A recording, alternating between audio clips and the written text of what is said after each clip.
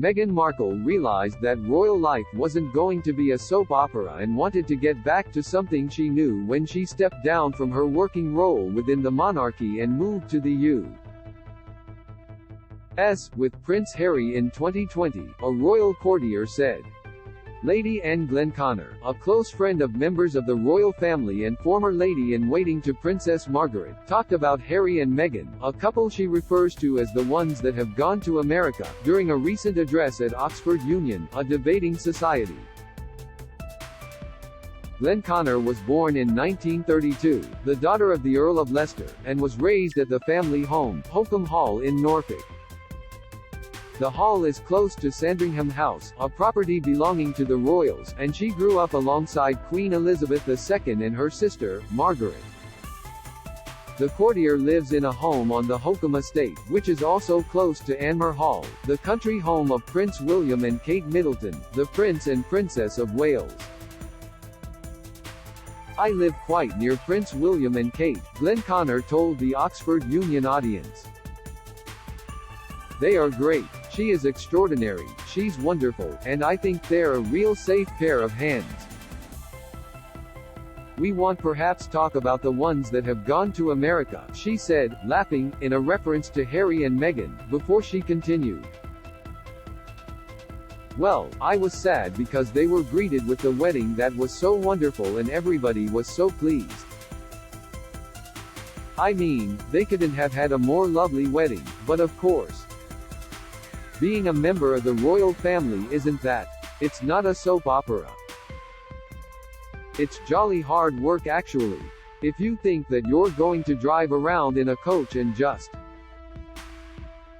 have a wonderful time," Glenconner continued, "I think she just realized that it wasn't going to be like that, and being a film actress, I think she just wanted to get back to something she knew." In January 2002, Meghan and Harry announced their plans to reduce their royal working output.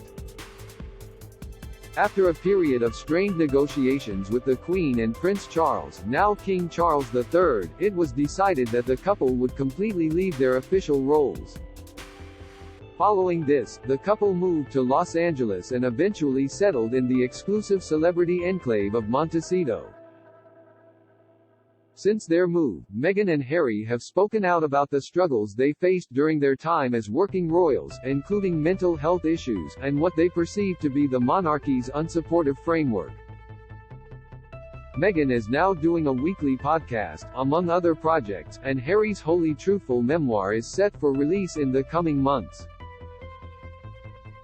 During her address at the Oxford Union, which was given shortly before the death of Queen Elizabeth and only recently released on YouTube, Glenconner also discussed her experiences at the Queen's 1953 coronation, at which she was a maid of honor.